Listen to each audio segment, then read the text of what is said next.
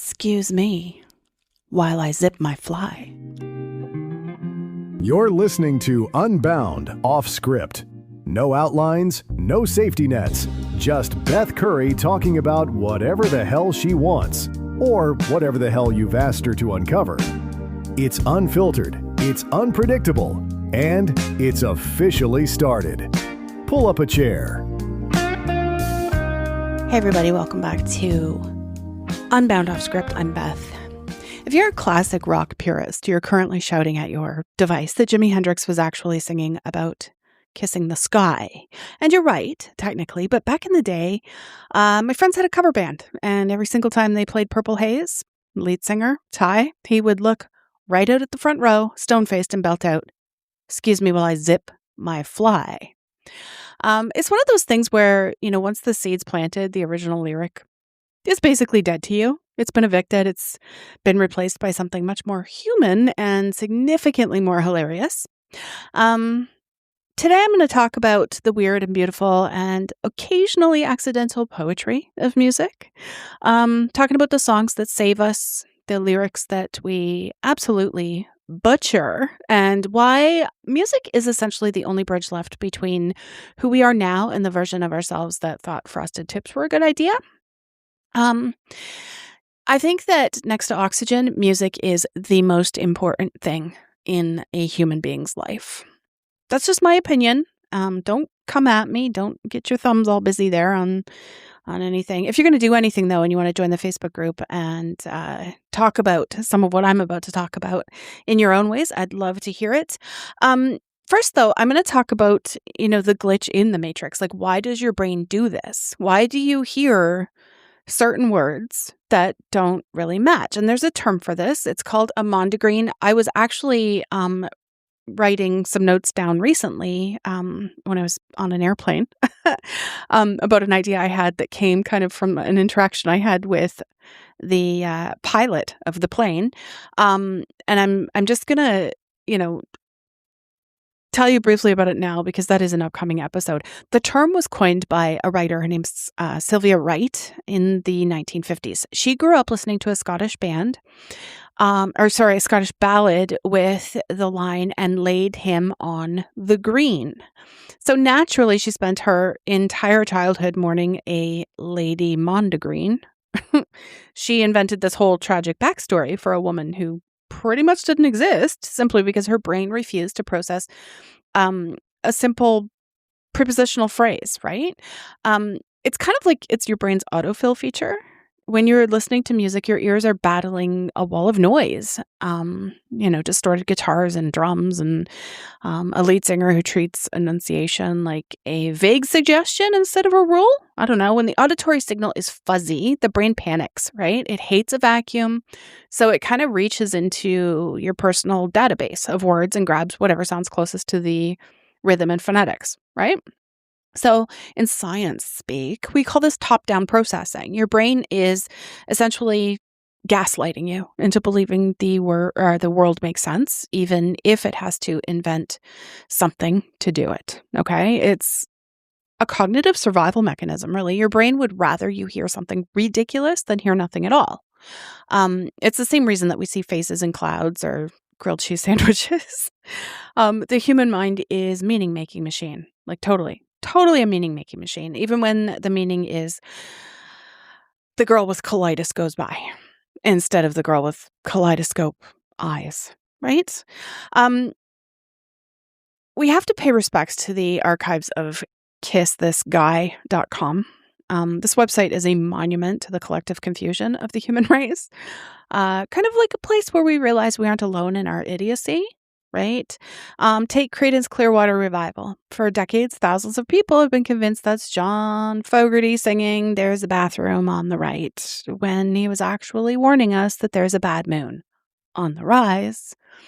So you got to think about the fans, the disappointment, wandering through a dark forest desperately looking for a restroom only to realize they're actually facing the omen of the apocalypse or something. I don't know. Starships, we built this city. The actual lyric is, we built this city on rock and roll. But a staggering number of people here, we built this city on sausage rolls, which honestly makes more sense from an urban planning perspective, I guess. Rock and roll is a terrible foundation for a skyscraper, but sausage rolls have some sort of structural integrity, I think, and built-in snacks. I don't know. Madonna, La Isla Bonita, she sings Last Night I Dreamt of San Pedro. Now, I know that's the lyric, but I still will always sing it. Last night I dreamt of some bagels because carbohydrates. But to a specific segment of the population, she's actually reminiscing about a tropical skin condition. Last night I dreamt of some Play-Doh. Or like her 1980s hit, Like a Virgin, where touched for the very first time becomes touched for the 31st time. It changes the narrative from a blossoming romance to a very specific mid-level milestone in a long-term relationship. All this brings me to the patron saint of the misheard, Eddie Vedder. Love him. In 2005, I was in California, and it felt like Pearl Jam's Yellow Ledbetter was the only song legally allowed to be on the radio. To me, it's a masterpiece. It's one of those songs that kind of feels like sunset in a bottle, right? But the lyrics are a linguistic Rorschach test. I don't know. His vocal style in that era was less articulate singer and more man gargling smooth stones while dreaming of the ocean. I don't know. We discuss the poetry of the misheard. I've decided to perform the lyrics as my brain and many others have curated them over the last 2 decades, and I want you to feel the weight of these words. If you know this song, you know that these are the words. Although Eddie has claimed that he changes the lyrics every time he sings it. So who the hell knows? On the ceiling, on a Porsche glitter fairy landfill, I want to leave Bennigan's. One bizarre hymn on a beach, the little horses, Mona said, I want to leave Bennigan's. On a wheel, on a wizard, on a whale, Anna Nicole's mama said that I won't want to see Anna fall down again. And the wizard, on a leave, a gump, I know. I said I don't want a whale in a box or a bag. Aw yeah, can you see Dems? Out on the porch? Potato wave. Icy Dems. Brown the runway, Anna no, I don't want to shave it off. I don't want to stare, I don't want to stare. I don't want to slayer. I don't know all the words yet. And if that last line isn't more true than anything else, I don't know what is. Potato wave, honestly, I think I prefer it. It's kind of a mood. It's a timestamp. 2005, sun's hitting the dashboard, roof down, sunburn on the head, the wind is blowing, and you're bonded to your passengers by the sheer absurdity of not having a single clue what the hell this man is saying. We see it everywhere. I think it's the Backstreet Boys. Stop pointing fingers, the blame is on me. It's kind of a boring pop trope about accountability. But if you hear it like me, stomp on your fingers. Instead of stop pointing fingers, the song turns from like this teenage ballad into a gritty psychological thriller. It's a warning. It's a threat. One that's been with me since the dawn of time, Celine Dion and Andrea Bocelli singing The Prayer. At the end, there's a stunning Italian line, which I couldn't possibly repeat for you. It's a prayer for a world without violence. But to an English ear that isn't paying attention, it is unequivocally sons of bitches on the road. Which kind of applies, to a world without violence, all that road rage and stuff. Weird. Once you hear it, the holy version is gone. You've successfully hacked the song. Go listen to it, I swear, to cake. Go listen to it. Sons of bitches on the road. And the reason to stay is because humor is a high-octane fuel for memory. It's funny, your brain moves it into the permanent resonance of your mind, and that's why it will never be heard properly by me ever again. And if you go listen to it, it'll never be heard properly by you ever again. You're welcome. Now, while we laugh at the wizards on whales, there's a much more profound side to how music interacts with the hardware of the human brain, okay? I'm going to talk about my mom for a sec. As many of you know from season 1, she has dementia. If you've read my book, All These Beautiful Things, if you listen to season 1, you know. Dementia is a world-class thief. It is the biggest bastard on this planet. It doesn't just take your car keys, it steals names, it steals faces, and eventually it steals the floor you're standing on. It's the ultimate deconstruction of a human being, but the miracle that keeps neuroscientists up at night, I think, me at least, music is usually the last thing dementia can find. There's a fascinating piece of neuroscience behind this. Most of our memories, the declarative ones, like where you went to school or what you had for lunch yesterday, they're stored in the hippocampus and the prefrontal cortex. These are the front lines of the war, right? They're the areas that dementia and Alzheimer's attack first, turning the lights out one by one. But musical memory kind of has its own private generator. So studies using fMRI scans have shown that long-term musical memories are stored in the caudal anterior cingulate cortex and the ventral supplementary motor area. I'm glad I can even read by handwriting. I just jot these terms down and then I can't even read them. These specific regions of the brain are like a fortified vault, right? They're often the last parts of the brain to experience atrophy. They stay standing long after the rest of the building has crumbled, basically. I've seen this firsthand. I can sit with my mom on a day when she doesn't know who the hell I am. She'll look at me with kindness. She knows I'm someone good, but the recognition just isn't there. The daughter-mother connection is offline, It's a grief that you can't really explain until you've lived it. Kind of like looking into a mirror and seeing someone else's reflection. But then I'll play her music from anywhere from the 40s to the 70s. We took her to see a group that was performing at her long-term care facility. They did wartime songs, songs from the early 40s. They were popular when she wasn't even born. But obviously, she heard them when she was younger and growing up. And these were songs I never even heard in my life. I didn't know the melodies. I didn't know the rhythm, but my mom sat there and sang every single word with a big smile on her face, just clapping along. She didn't miss a beat. She didn't hesitate. And in that moment, she wasn't a patient in a facility. She wasn't a woman struggling to find her way to the dining hall. She was the girl she used to be.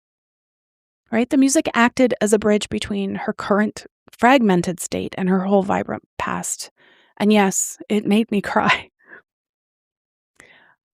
It's why music is the most important thing we can provide for people in that situation. In any situation, really. It's not just entertainment. It's medical. It's spiritual. It gives people back their identity, even if it's only for 3 minutes and 30 seconds, right? Like for the length of a single, someone can be whole again. My dad understood this connection too, though he was a bit more low-key about it. He kind of kept his musical heart close to his vest. Anyone who knew him knew, Elvis, Beach Boys, kind of maybe just those two, He had two favorite songs, though, that almost nobody knew about, except for me. And I'm so honored. One was Mr. Bojangles by the Nitty Gritty Dirt Band. I talked about this season 3 in a recent episode, actually. When I was 11, he told me that he'd been mocked at work for liking it. These guys, tough guys, I imagine, thought a song about a dancing homeless man and his dog was too sentimental for a real man to like. And he told me that story because he saw 11-year-old me struggling with the judgment of my peers. He wanted me to know that if a grown man can handle being teased for his favorite song, an 11-year-old girl can handle anything. He taught me that music is personal. It's a private sanctuary. You don't need anyone's permission to love a melody. His other song was Old 55 by the Eagles. Some lyrics. And at 6 a.m, gave me no warning. I had to be on my way. While there's trucks all a-passing me and the lights all a-flashing, I'm on my way home from your place. And now the sun's coming up. I'm riding with Lady Luck, freeway cars and trucks, stars beginning to fade, and I lead the parade. Just a wishing I'd stayed a little longer. For years, I thought it was just a song about driving home after a late night or something, just a classic road song. But then we looked at the lyrics together, and he pointed something out. The lights all a-flashing and the trucks passing by. That's a funeral procession. In many places, when a hearse goes by, people pull over and flash their lights as a sign of respect. I lead the parade isn't about being first in line at a celebration. It's about the car carrying the deceased. He didn't share that with me as a morbid thought. He shared it as a realization of how music can describe the end of a journey with such grace. I didn't truly feel the weight of that song until after he passed, right? And kind of knew, like we had decided together, it was about a funeral procession. But it hit different after he died. And whenever it plays, I'm not just listening to the song. I'm standing on the side of the highway, watching him lead the parade home. I'm wishing he'd stayed a little bit longer too, I guess. Cheesy. This deep emotional resonance is why I'm so committed to the song of the day as well. This tradition started a long ass time ago, long before YouTube or Spotify made sharing music as easy as a click. Back in the 90s, music was the glue for my friend group. We didn't have group chats. We had car stereos.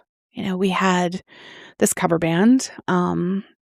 We lived for those weekend nights. Music wasn't just something in the background. It was literally the backdrop of our entire lives, right? We started sending each other songs as a way of saying, I'm thinking of you, or this is how I feel today, or this reminded me of you, or that time in the 90s when whatever, insert whatever thing here, Over time, people moved on from it. Life happens, for various personal reasons, distance, career changes, unfortunately, death. The group got smaller until it was just me and Nate. But Nate and I haven't let it die at all. The song of the day is kind of our tether. It's how we check in without having to say, how are you? Which is kind of a boring question anyway. So yeah, we still send each other a link to a YouTube song or just a song title or a lyric or something every day. But there's also other things. When I hear Bobby Caldwell, the song Can't Say Goodbye, and I don't often hear it. I don't think of the song or the 70s or the Billboard charts or whatever. I think of Nate at karaoke pouring his absolute soul into the mic in some dimly lit bar because this is his chosen song for karaoke. When I hear Hands to Heaven by Breathe, I'm instantly transported back to the early 90s, to a time I will talk about in season 3, The Other Side of Quiet. And so go over and listen to that season if you want to learn more about me and what brought me here today to what I'm doing right now this very minute talking to you. Anyway, this is what music does though, right? It creates this autobiographical memory. It's not just a song. It's a time and a place stamp in your brain, right? I have a tattoo on my left forearm. I got it in 2019. It's a Led Zeppelin lyric in a beautiful fine line script. And it says, "We are eagles of one nest. The nest is in our soul." Jerry loved Led Zeppelin. He always told me that song reminded him of me. And I got that tattoo because I wanted a permanent reminder that no matter how much time passes or how many people drop out of that group, the nest remains. Our souls are connected by the songs we shared. I think about my sister every time I hear April Wine or a 90s boy band. I think of my friends Sally and Kelly when an 80s track comes on, Olivia Newton-John for Kelly and Becky Calling. The things that we used to do in the living room with the heavy drapes that hung on the window. Drapes, not curtains, drapes, because it was the 80s, right? Sally and I once spent days trying to figure out the name of the song Baker Street by Jerry Rafferty. And Kelly and I tried to figure out We Run by Strange Advance. This was before the internet, folks. You couldn't just hum it into your phone or type song with the cool saxophone riff into Google. We had the melody stuck in our heads. We had a few lyrics and we were just stuck. We had to wait by the radio like hunters in the woods, hoping the DJ would play it and, more importantly, announce the title. When we finally figured it out, it was like winning the lottery, right? And sometimes we actually had to go to the radio station and ask. Very, very weird times back then. But the struggle made the song ours, and I've associated things, Again, we had to dig for it. We had to hunt it down, and because we dug for it, that song is now a treasure we share. It's like a secret language. And this leads me to a question I've been asked, and this was by a younger person in my life who is very inquisitive. Why do songs sound so much like other songs? And yeah, I wondered that. Like, is it a lack of creativity, or is everyone just copying everyone else? But the answer actually lies in music theory. Most Western popular music is built on a very limited set of rules. In fact, a huge percentage of the songs you love from the 50s to today are built on just 4 chords. In the key of C, they're C, G, A minor, and F, right? And it's kind of the same thing where, at Christmas time, I'm hearing all kinds of Christmas songs on the radio, and they all kind of have the same beat. like they're all the same beat. They're all the same notes and chords. Our ears are literally trained from birth to find this progression pleasing. So songwriters use it over and over. And it's why you can mash up a Journey song with a Lady Gaga song and a Beatles song, and they all fit perfectly together. It's not theft. It's just the math of human emotion, right? We're hardwired to love that specific resolution. But sometimes the influence gets a little more blatant, right? So there's a band called Kingdom Come, and Jerry used to call them Led Zeppelin Jr. If you listen to their song Get It On, and then you listen to Led Zeppelin's Kashmir or The Ocean, you'll hear exactly what he meant. The drum sounds, the vocal wails, that blues stomp riff, like it was almost a clone. It was as if someone had taken the Led Zeppelin DNA and tried to grow a band in the lab. I guess these days kids say it's the Temu version of Led Zeppelin. But Led Zeppelin Jr. made me laugh. There was a lot of controversy about it at the time. You know, Robert Plant himself famously poked fun at them, but from a psychological perspective, it's fascinating. They were tapping into a sonic brand that people already loved. It's like when a new brand of pop soda tries to taste exactly like Coke, right? They want to trigger those same pleasure centers in your brain. So whether you call it a ripoff or just an homage to it, it shows how much power a specific song has over us, right? We don't just like songs, we like sounds. We like the way a snare drum cracks in a certain way, and we like the way a certain guitar distortion feels in our chest. And I want to talk about two songs that are the North Star for my life right now. Oh, that's another good one, actually. Robert Fripp, North Star. Stick that on the playlist. The first is Someone Saved My Life Tonight by Elton John. A lot of people know this is one of my favorite Elton John songs. As I share in season 3, this song is for the friends who literally saved me back in the 90s, you know? Just the lyrics, they saved my life. They saved my life. It's a breaking point, that moment when the weight of the world feels like it's going to crush you, but it's also a song about the people who reach out and grab you before you hit ground, right? I think it's about the intervention of love. And another one from the 90s is Heaven by Warrant. Some people might dismiss it as just another 80s power ballad with big hair and even bigger reverb, but the lyrics at the end are what mean so much to me. I've got nowhere left to go, and no one really cares. I don't know what to do, but I'm never giving up on you. That sentiment, the I'm never giving up on you, is the rarest thing in the world today, because we live in a disposable culture, right? If a relationship hits a speed bump, people walk away. If a friend makes a mistake, they're canceled. If a connection requires effort, we swipe left, basically. But that's not how real life works. At least not the life I want to live. My closest friends and I, we've been through it all. You know, we've had heartaches and heartbreaks. We've seen death.